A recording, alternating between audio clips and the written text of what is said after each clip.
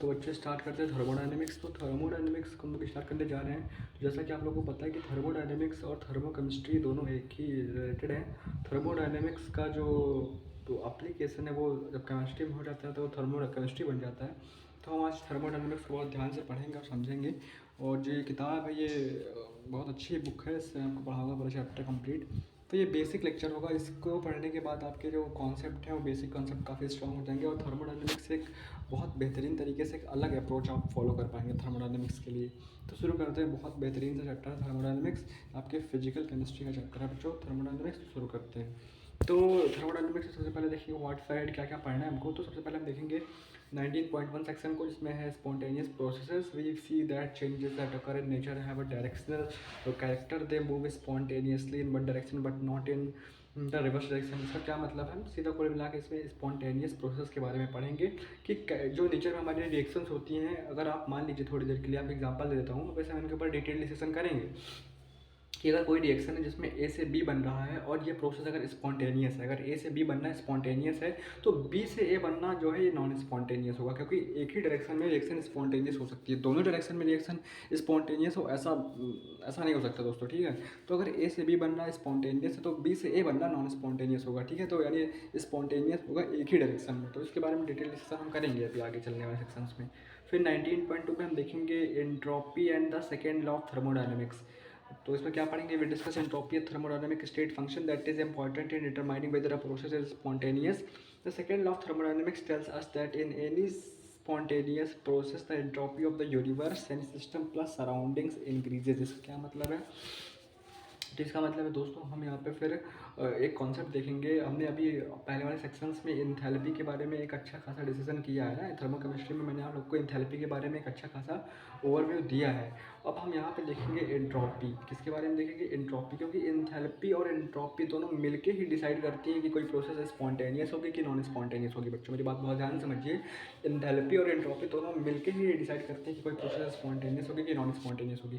तो हम देखेंगे कि एंट्रोपी, थोड़ा सा इसके बारे में बता देता हूँ कि एंट्रोपी जो होती है वो एक स्टेट फंक्शन होती है बच्चों। ये एक स्टेट फंक्शन होती है, एंट्रोपी एक स्टेट फंक्शन होती है। एंट्रोपी स्टेट फंक्शन होती है।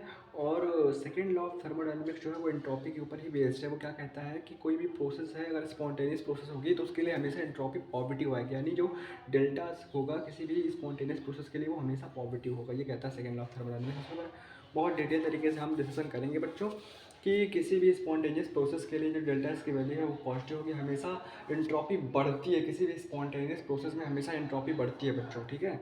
तो ये हम देखेंगे सेकेंड लॉ ऑफ थर्मोडायनेमिक्स और शब्द समझेंगे। फिर 19.3 में हम देखेंगे molecular interpretation of entropy. Molecular interpretation of entropy का मतलब है एंट्रोपी मॉलिक्यूलर लेवल पे समझेंगे कि एंट्रोपी कैसे क्या। जैसे आपको बता देता हूँ, एंट्रोपी ज़्यादा कुछ नहीं होती है, एंट्रोपी मॉलिक्यूलर रैंडमनेस होती है, किसी भी सिस्टम की मॉलिक्यूलर रैंडमनेस, ठीक है। या डिग्री ऑफ फ्रीडम जितना ज़्यादा तो एंट्रोपी इतना ज़्यादा, सब सारे रिलेशंस देखेंगे एक साथ। तो ये एक बेसिक लेक्चर है, मैं वही बता रहा हूँ कि थ्योरी पॉइंट ऑफ व्यू से काफ़ी अच्छा लेक्चर ये। तो मॉलिक्यूलर इंटरप्रिटेशन ऑफ एंट्रोपी। तो on the molecular level the entropy of a system is related to the number of accessible microstates, ठीक है। तो on the molecular level the entropy of a system is related to the number of accessible microstates. The entropy of the system increases as the randomness of the system increases. The third law of thermodynamics states that at 0 kelvin the entropy of a perfectly crystalline solid is 0। तो ठीक है, हम ये सब देखेंगे। अभी आगे हम क्या देखेंगे? हम देखेंगे बच्चों कि जो हमारी एंट्रोपी है, वो कुछ नहीं, molecular randomness of a system. Molecular को किस तरह से डिफाइन करते हैं? ये है molecular randomness of a system.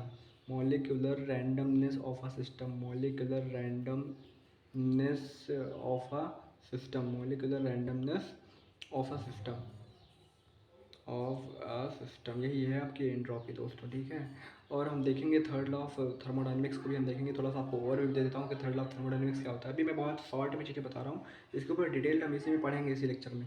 Third law of thermodynamics कहता क्या है? इसका स्टेटमेंट कभी कभी आ जाता है एग्जाम में कि किस लॉ का है, कौन सा लॉ है, ये तो आप लोग याद रखिएगा। थर्ड लॉ ऑफ थर्मोडायनेमिक्स कुछ नहीं है। थर्ड लॉ ऑफ थर्मोडायनेमिक्स क्या कहता है? थर्ड लॉ ऑफ थर्मोडायनेमिक्स कहता है कि बच्चों जीरो केल्विन टेम्परेचर पे, जीरो केल्विन टेम्परेचर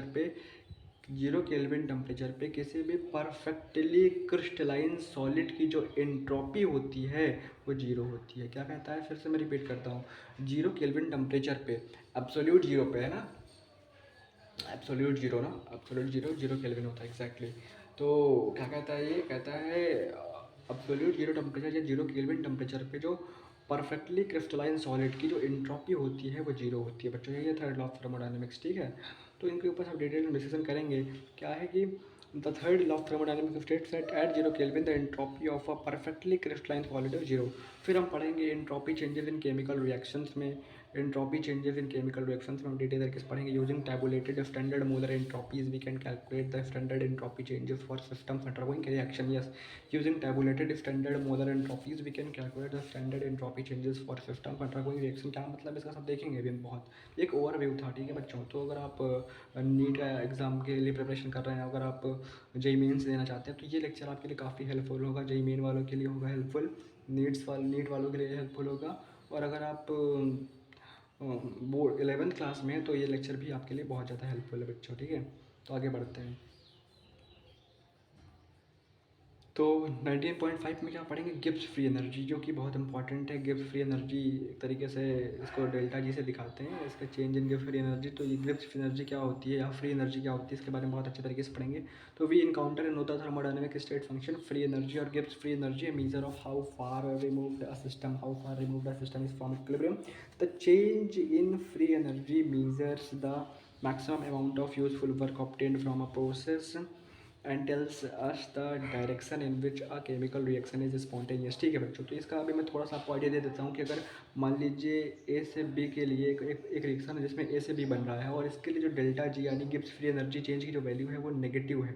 अगर डेल्टा जी नेगेटिव है इसके लिए, तो मतलब ये प्रोसेस कैसी है बच्चों, ये प्रोसेस स्पॉन्टेनियस है। ये प्रोसेस कैसी है, ये प्रोसेस स्पॉन्टेनियस है। अगर इसके लिए डेल्टा जी नेगेटिव है ए से बी फॉर्मेशन के लिए, तो ये प्रोसेस स्पॉन्टेनियस है। और मैं आपको बात बता दूँ, जिस तरह हमने देखा कि एंथैल्पी एक स्टेट फंक्शन होता है, हमने देखा एंट्रोपी एक स्टेट फंक्शन होता है, उसी प्रकार से गिब्स फ्री एनर्जी या फ्री एनर्जी भी एक स्टेट फंक्शन है। ये सब के सब स्टेट फंक्शन ही हैं, यानी बच्चों ये केवल इनिशियल और फाइनल स्टेट पे डिपेंड करते हैं ना। ये सब ये केवल सिस्टम के करंट स्टेटस पे डिपेंड करते हैं। ये जो स्टेट फंक्शंस जो होते हैं वो सिस्टम के करंट पोजीशन, करंट स्टेटस क्या है सिस्टम का, उस पर डिपेंड करते हैं। वो करंट स्टेटस किस प्रकार से अचीव किया गया है सिस्टम का, वो करंट स्टेटस किस प्रकार से अचीव किया गया है, इस बात पर डिपेंड नहीं करते स्टेट फंक्शन। स्टेट फंक्शन का इससे कोई लेना देना नहीं कि आपने सिस्टम की उस कंडीशन को उस स्टेटस को किस प्रकार से मेंटेन किया, इससे कोई मतलब नहीं है स्टेट फंक्शन को, ठीक है। तो हम देखेंगे सब, और हम फिर पढ़ेंगे फ्री एनर्जी एंड टेम्परेचर। तो ये क्या है सब समझ में आपको आ जाएगा। तो we consider how the relationship among free energy change, enthalpy change and entropy change provides insight into how temperature affects the spontaneity of a process. तो ये जनरली आप इक्वेशन पढ़ेंगे, मैं पहले से आपको थोड़ा आइडिया दे देता हूँ। डेल्टा जी बराबर delta H minus T delta S, आप इसको पढ़ेंगे। ये इक्वेशन है जिसको अभी आपको इसके बारे में बहुत अच्छे तरीके से समझाऊंगा कि इक्वेशन कैसे आई और ये किस काम में आती है। अभी आपको ऐसे लिख दिया है, इसको नोट कर सकते हैं, ठीक है। अगर स्टैंडर्ड कंडीशन पे चीज लोगे तो यहाँ पे इस प्रकार से आप ये कर देंगे, ठीक है, यानी कि नॉट का साइन लगा देते हैं, ठीक। फिर हम 19 के अंदर पढ़ेंगे free energy and the equilibrium constant, है ना। डेल्टा जी का इक्विलिब्रियम कांस्टेंट के साथ में क्या रिलेशन है, डेल्टा जी का के सी के साथ में क्या रिलेशन है, ये भी हम लोग देखेंगे, ठीक है। तो finally we consider how the standard free energy change for a chemical reaction can be used to calculate the equilibrium constant for the reaction. सब बहुत अच्छे तरीके से देखेंगे। मैंने आपको एक ओवरव्यू दिया है, तो सबसे पहले देखते हैं केमिकल थर्मोडायनेमिक्स। जैसे कि आप जानते हैं थर्मोडायनेमिक्स में थर्मो का मतलब होता है हीट, और डायनेमिक्स का मतलब होता है flow, something which can flow, है ना। तो फ्लो करते हैं। तो ये सब इंपॉर्टेंट नहीं है इतना बच्चों, तो सबको आप हटा सकते हैं, इतना ज़्यादा खास इंपॉर्टेंट नहीं। लेकिन मैं फिर भी इसकी रीडिंग लगा देता हूँ, शायद कोई इंपॉर्टेंट पॉइंट हो, आपको समझा दूंगा ना। Two of the most important questions chemists ask when designing and using chemical reactions are how fast is the reaction and how far does it proceed. The first question is addressed by chemical kinetics, which we discussed in chapter 14. The second question involves the equilibrium constant, the focus of chapter 15. Let's briefly review how these concepts are related. In chapter 14, we learned that the rate of any chemical reaction is controlled largely by a factor related to energy, namely the activation energy of the reaction. In general, the lower the activation energy, the faster the reaction proceeds. In chapter 15, we saw that chemical equilibrium is reached when a given reaction and its reverse reaction occur at the same rate. Okay, because reaction rates are closely tied to energy, it is logical that equilibrium also depends in some way on energy. In this chapter, we explore the connection between energy and the extent of a reaction. Doing so requires a deeper look at chemical thermodynamics, the area of chemistry that deals with energy relationships. We first encountered thermodynamics in chapter 5, where we discussed the nature of energy, the first law of thermodynamics and the concept of enthalpy. तो बच्चों एक बात आप लोग बहुत अच्छे से जानते हैं कि हमने अगर हमें ये जानना कोई रिएक्शन हो रहा है, अगर ए से मान लो बी बन रहा है, ए रिएक्टेंट है और बी प्रोडक्ट है, तो अगर आपको ये जानना है कि कितना फास्ट ये रिएक्शन प्रोसीड कर रहा है, या रिएक्शन स्लो है या फास्ट है या मॉडरेट है, तो वो हमें पता लगता है केमिकल काइनेटिक्स चैप्टर पढ़ने के बाद, है ना। हम लोग क्लास 12 में केमिकल काइनेटिक्स पढ़ते हैं, बहुत आसान सा चैप्टर है अगर आपने पढ़ा है तो। केमिकल काइनेटिक्स हमें बताता है कि रिएक्शन की रेट क्या है ना, रिएक्शन कितना फास्ट है, कितना स्लो है, और कौन कौन से फैक्टर्स पे रेट ऑफ रिएक्शन डिपेंड करता है। यार है इक्वेशन ये सब आपने पढ़ रखा है ना, वो ग्राफ इंटीग्रेटेड रेट लॉस के जो ग्राफ है ना, first order kinetics, second order kinetics, सब आपने पढ़ रखा है केमिकल काइनेटिक्स में। और हम लोग जैसा कि जानते हैं कि अगर ए से बी बनना है तो कितना बी बनेगा और या कितना ए कंज्यूम होगा, ये इस बात पे डिपेंड करता है। तो ये जब ये अगर ए से बी बन रहा है तो कितना बी बनेगा या कितना ए कंज्यूम होगा, ये सब हम क्वांटिटेटिव इसकी स्टडी इक्विलिब्रियम में करते हैं। किस में करते हैं बच्चों? इक्विलिब्रियम में करते हैं ना, इक्विलिब्रियम में करते हैं, इक्विलिब्रियम जो भी कहना चाहें आप, तो इक्विलिब्रियम में करते हैं इसकी स्टडी हम लोग कि ए से कितना बी बना या कितना ए कंज्यूम हुआ और कितना फास्ट रिएक्शन है, वो केमिकल काइनेटिक्स से पढ़ते हैं। लेकिन रिएक्शन ए से बी बनेगा या नहीं, ए से बी बनेगा या नहीं, ये रिएक्शन प्रोसीड होगी कि नहीं, ये रिएक्शन फॉरवर्ड में जाएगी कि नहीं, ये रिएक्शन बैकवर्ड में जाएगी कि नहीं, इन सब चीज़ों के बारे में हम इस थर्मोडायनामिक्स में पढ़ते हैं। तो इन सब चीज़ों के बारे में हम स्पॉन्टेनिटी, किसी रिएक्शन की स्पॉन्टेनिटी के बारे में, फिजिबिलिटी के बारे में हम थर्मोडायनामिक्स में पढ़ते हैं। कहाँ किसके बारे में पढ़ते हैं? स्पॉन्टेनिटी या फिजिबिलिटी के बारे में थर्मोडायनामिक्स में पढ़ते हैं। ठीक है बच्चों, किससे पढ़ते हैं? थर्मोडायनामिक्स में पढ़ते हैं कि कोई रिएक्शन फिजिबल है या नहीं। फॉर एग्जांपल अगर कोई रिएक्शन है, मान लीजिए एक्स रेस में वाई बन रहा है, तो ये रिएक्शन फिजिबल है, नॉर्मल टेम्परेचर एंड प्रेशर पे फिजिबल है या नहीं, ये हो सकती है या नहीं, ये स्पॉन्टेनियस है या नॉन स्पॉन्टेनियस है, ये जितने भी इसके रिएक्शंस के ये वाले टर्म्स हैं, इनको हम थर्मोडायनामिक्स से डील करते हैं ना। रिएक्शन की फिजिबिलिटी के बारे में हम थर्मोडायनामिक्स से पढ़ते हैं। तो आइए देखते हैं आगे। ठीक है, recall that the enthalpy change for any system is the heat transferred between the system and it's surroundings during a constant pressure process. वही बात मैं आपसे कह रहा हूँ कि एंथैल्पी के बारे में मैंने आपको बहुत अच्छा आइडिया दे दिया था, फिर भी एक रिकैप करा देता हूँ। एंथैल्पी कुछ नहीं होती, कांस्टेंट प्रेशर पे कितनी सिस्टम ने हीट लॉस्ट करी है या गेन करी है। फॉर एग्जाम्पल अगर ये सिस्टम है और ये सराउंडिंग है, अगर थोड़ी देर के लिए मान लीजिए, तो अगर मान लीजिए प्रेशर कॉन्स्टेंट है और सिस्टम ने 20 joule energy they the surrounding को, तो सिस्टम ने एनर्जी लॉस करी है, यानी जो क्यू है वो नेगेटिव होगा, -20 जूल होगा। क्यों? क्योंकि सिस्टम ने एनर्जी दी है ना भाई साहब। तो चूँकि कांस्टेंट प्रेशर पे ये एनर्जी रिलीज हुई है, तो इस वजह से इसको हम क्या बोल सकते हैं? इसको हम एंथैल्पी बोल सकते हैं। ये क्या है बच्चों? ये एंथैल्पी है। क्या है? ये एंथैल्पी है।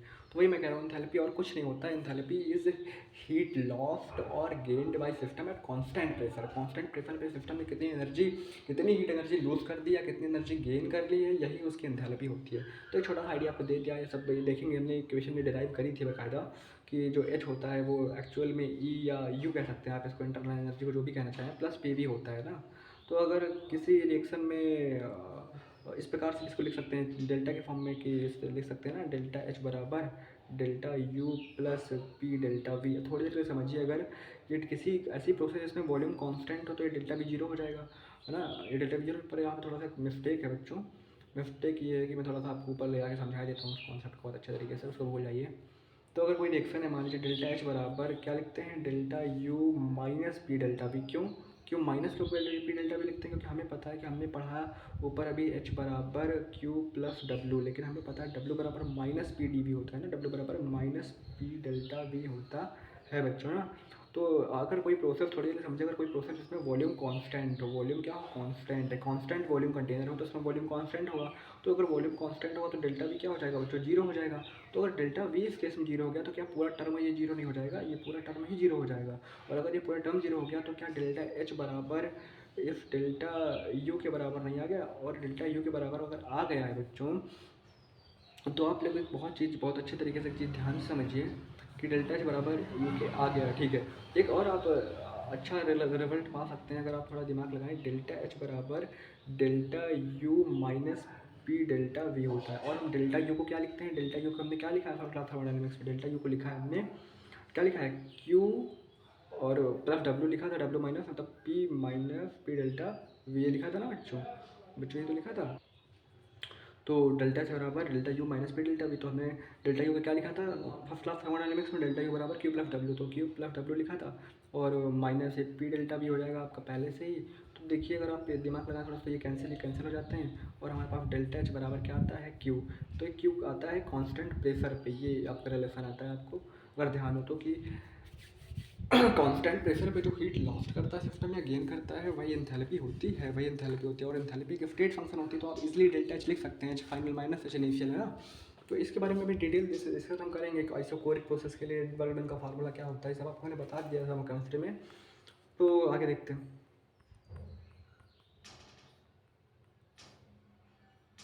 बैकग्राउंड साउंड आप लोग इग्नोर करिए बच्चों।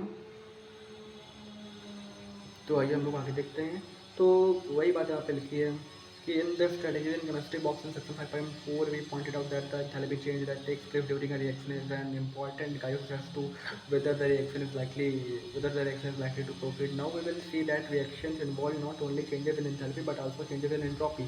Another important thermodynamic quantity है। ठीक है, अभी डिस्कशन करेंगे एंट्रोपी के ऊपर, बढ़िया डिटेल डिस्कशन करेंगे।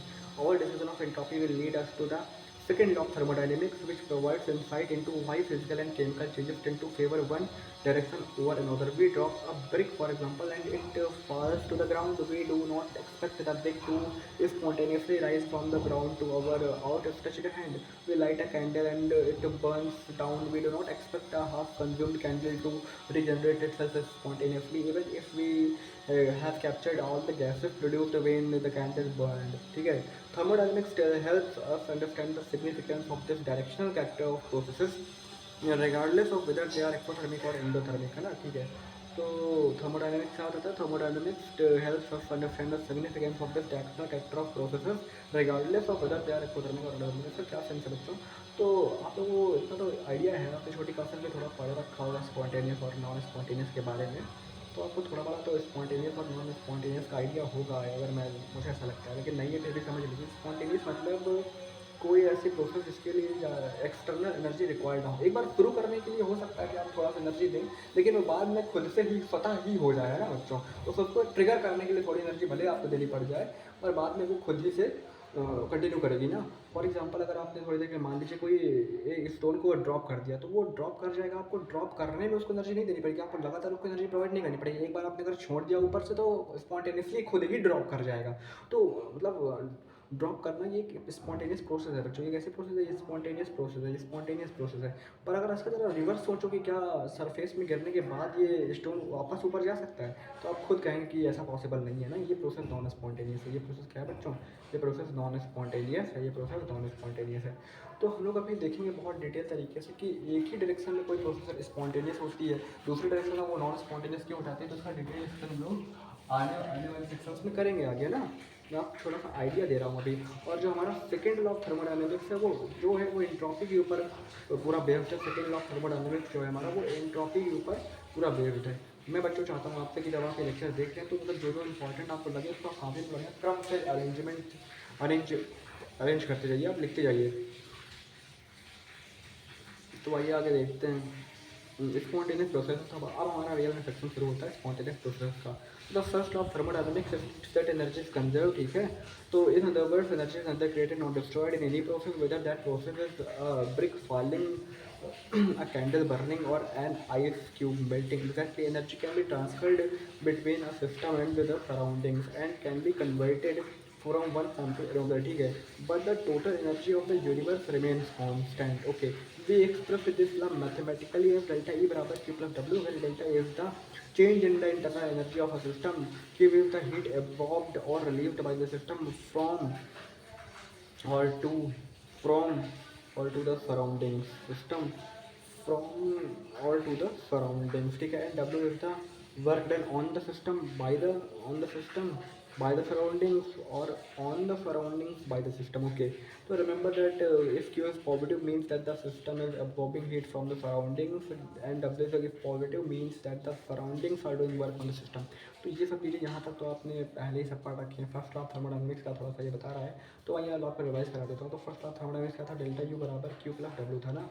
तो हमें पता था कि ये चेंज इन इंटरनल एनर्जी, तो हमें पता था कि हम किसी भी सिस्टम की एब्सोल्यूट इंटरनल एनर्जी को मेजर नहीं कर सकते बच्चों ना। इंटरनल एनर्जी क्या होता है? किसी भी सिस्टम के अंदर जितनी भी उसके कॉन्स्टेंट पार्टिकल्स की पोटेंशियल और काइनेटिक एनर्जी का जो सम है बच्चों, वही आपकी इंटरनल एनर्जी। तो हमने देखा था कि प्रिसाइसली एब्सोल्यूट इंटरनल एनर्जी को मेजर कर पाना पॉसिबल नहीं है, बहुत डिफिकल्ट है, बहुत डिफिकल्ट है।